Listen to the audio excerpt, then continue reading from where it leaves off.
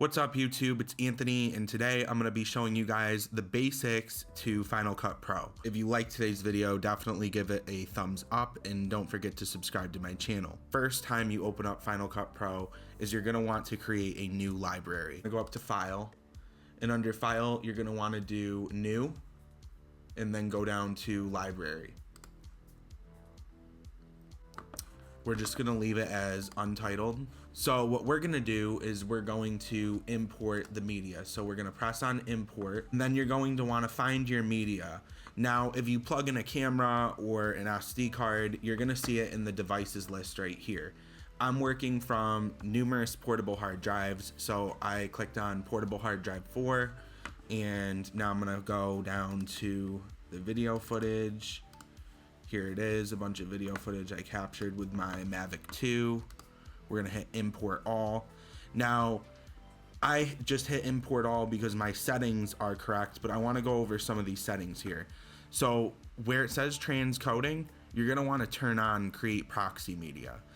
Now, the reason why you want that on is because these cameras have huge 4K files that create a lot of issues when editing. What you want to do is create the proxy media and edit the proxy media, which is kind of like a down-resed version of the main clips. And then when you export the whole entire project, you're gonna export it in the full quality. I choose to copy the files to library. Now, if you leave the files in place, that'll just leave the files where they're currently being stored. Say I was storing the library for this on my Mac, but the files were on my hard drive. Basically, if I unplug the hard drive, the files will no longer be there and I won't be able to edit or do anything. I've copied the entire set of files to the library within Final Cut. And up here, it's going to create an existing event based on the date of the import, or you can create an event based on the name. So you can just type in, we'll type in tasks. So we're gonna exit out of here because I already imported all my clips.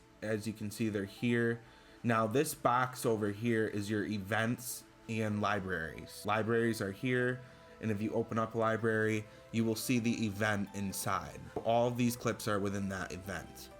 Now, if we go to over here where it says view and we try to switch to our proxy media, we're gonna notice that all the files go missing because it hasn't finished creating the proxy media or even importing all the clips from the hard drive. We're gonna switch back to optimize/original, and we're gonna go over here to this little loading indicator. We're gonna press on it, and that opens up a window of background tasks. So we go to transcoding and analysis, we can see this is basically creating the proxy media. Importing media is importing it from the hard drive to the library, so it's copying the files. We're only at 21%. Now keep in mind, if you're doing things within Final Cut Pro, it can make this process a lot slower. So what I recommend doing is letting all this happen first before you get into editing. It'll just make your life easier. While I'm waiting for that, I'm gonna browse the internet and do something, and I'll see you guys in a second. Okay guys, all the media just imported into Final Cut Pro. As you can see, it's all right here, and we can now start to edit.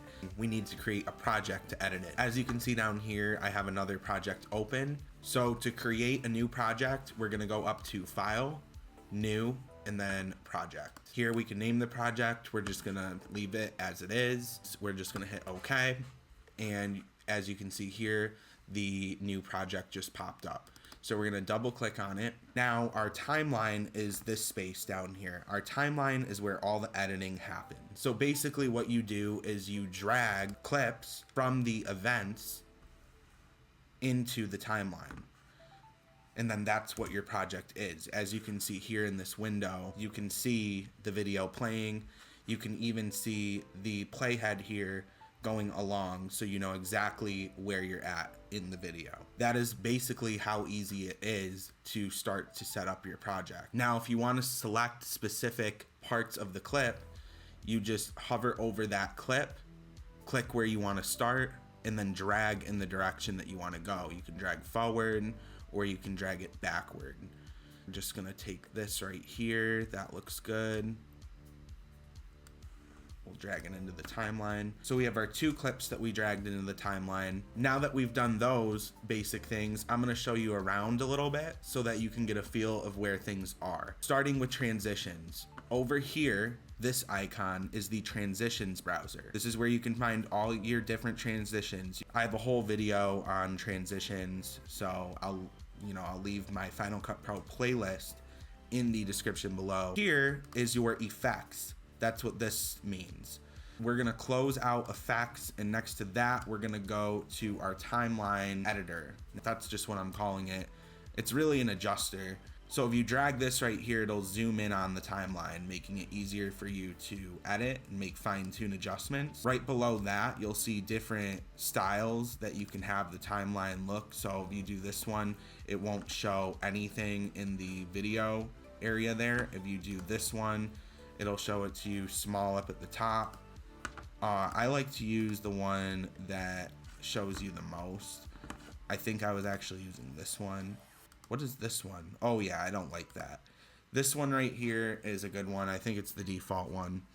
And then below that is adjust clip height. So this allows you to adjust the height of it, making it very easy for you to make fine-tune adjustments. Right here is the snapping. So I leave this on because if I'm making an adjustment here and I drag this in, it's just automatically gonna snap onto there. And if I turn that off, then it doesn't do, well, it still does because it's at the end of the timeline.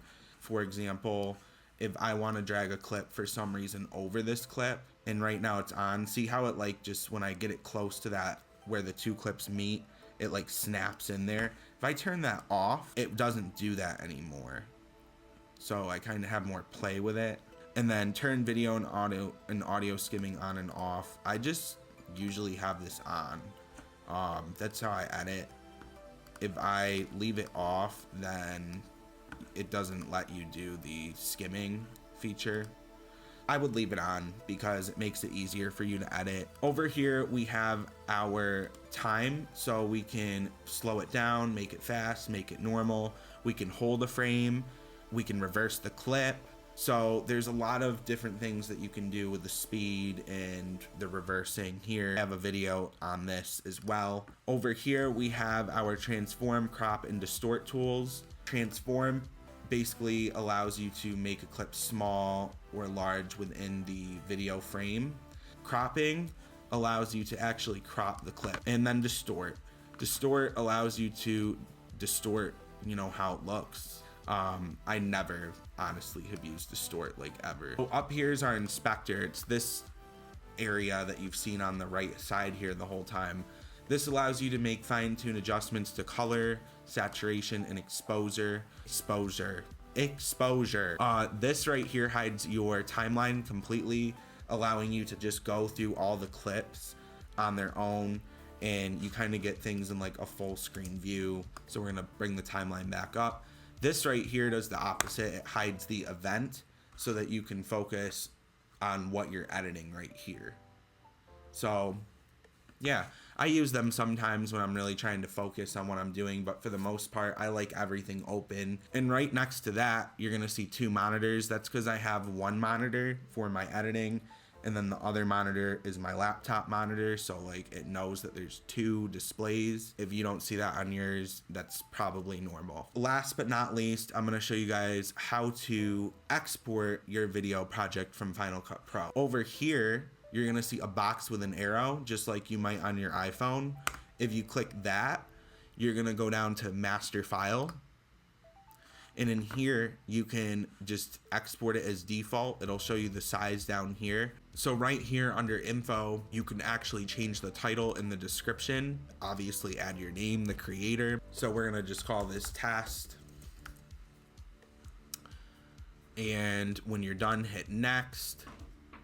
And this is where you choose to store it. So we're just gonna store it in here. Hit that, and then if we go up to our indicator here, we go down to sharing, it'll show us that it's transcoding it. And since it's such a short project, it's gonna do it pretty fast. If you're exporting a project that's like at least 5 minutes and 4K video clips, it will take a lot longer. So that was my how-to Final Cut video. If you liked what you saw here today, definitely subscribe to the channel and give the video a thumbs up. And don't forget to check out my playlist below with Final Cut Pro tutorials.